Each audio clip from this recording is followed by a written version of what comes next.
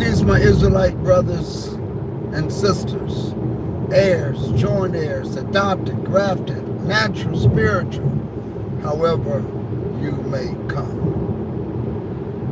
I want to say greetings to you.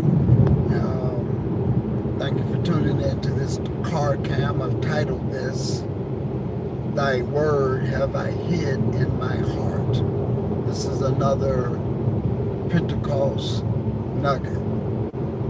We call it Pentecost because we're trying to bring understanding as to what happened on the day of Pentecost. We're trying to bring clarity on how the Spirit of the Most High works within us and so forth. So I titled this one, Thy Word Have I Hid in My Heart. Brother Reginald, how are you, my brother? We haven't talked in a while. Glad to see that you're on with us live. Thy word have I hid in my heart. So let's bring some clarity to that. David, the prophet, David the king, says, Thy word have I hid in my heart that I may not sin against thee. I want to bring some understanding to that. The word is the scriptures. The scriptures were written by the prophets who were inspired by God. It's unique because what the prophets wrote, they wrote in different time periods. And the word does not contradict each other. None of the prophets contradict the Torah, and the Torah does not contradict any of the prophets. In fact, Peter said that all of Paul's letters are hard to be understood, especially if you are wrestling with the scriptures. So if you're trying to read Paul's letters and you don't understand the scriptures, then you can't get confused. So let's talk about what David hid in his heart, that he may not sin against the Most High. He may not sin. What did he do? He took the commandments and he bind them about his neck. How do you do that? You read, you study, you understand. You read it over and over and over and over again until it becomes a part of you. It becomes a part of the way you process information. It becomes the mechanism, the foundation in which you react and respond. And the only way that it becomes a part of you is you must read it every day. Every day. You must find yourself at some point in time reading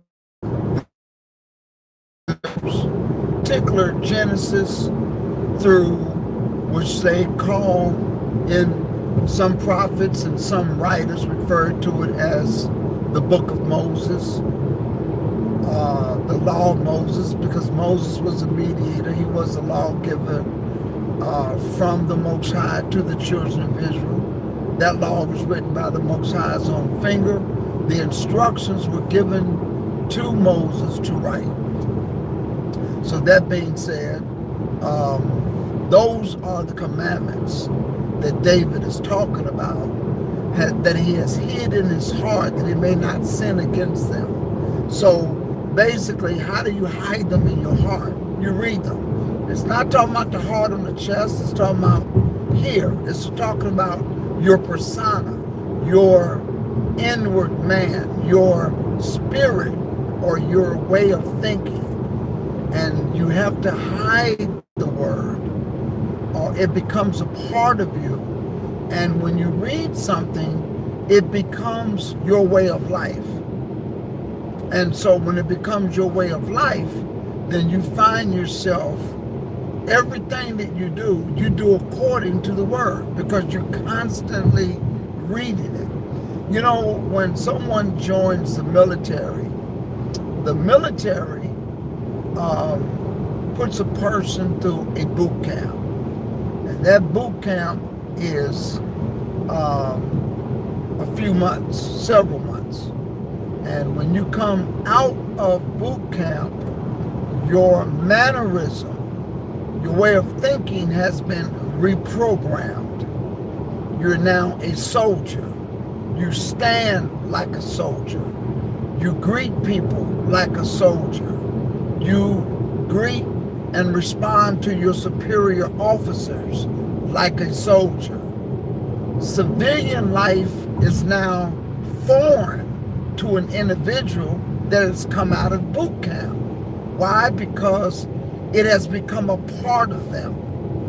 It is who the new individual is.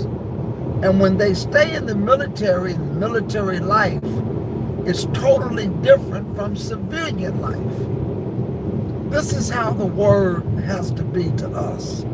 It has to be a boot camp where we're reading it, we're meditating in it. It becomes our foundation. It is the values and the principles in which we think, in the way in which we respond and react.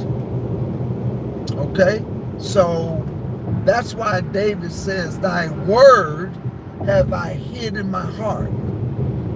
I brought this up before, but when Joshua was a little distraught because Moses is now dead, he wondered if he had what it took to lead such a great people, a hard-hearted people on top of that, a stiff-necked people on top of that, a most difficult nation.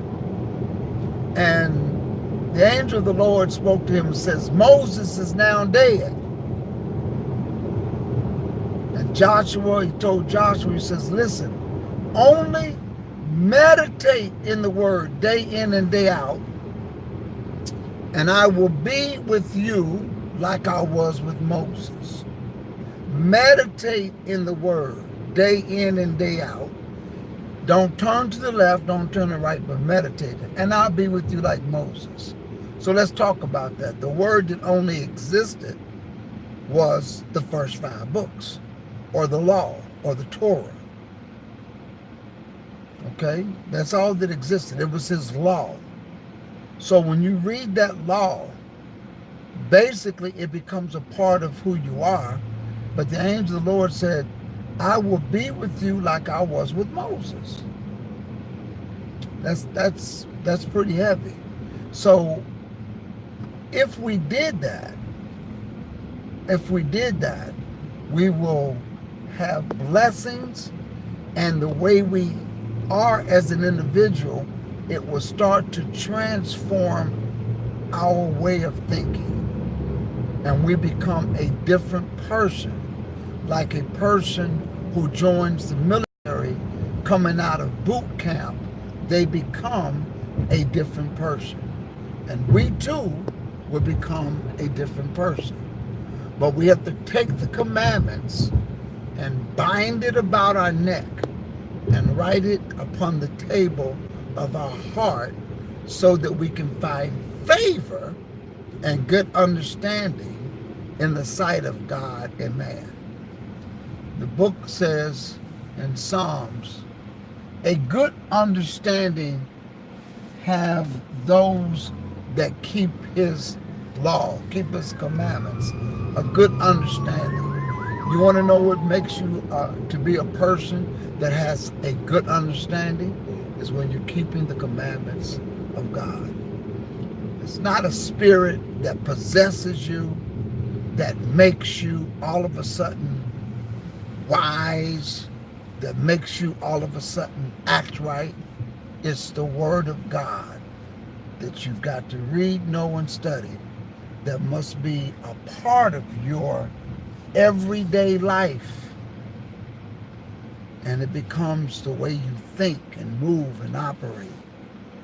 That is what it's like to have the subject, thy word have I hid in my heart.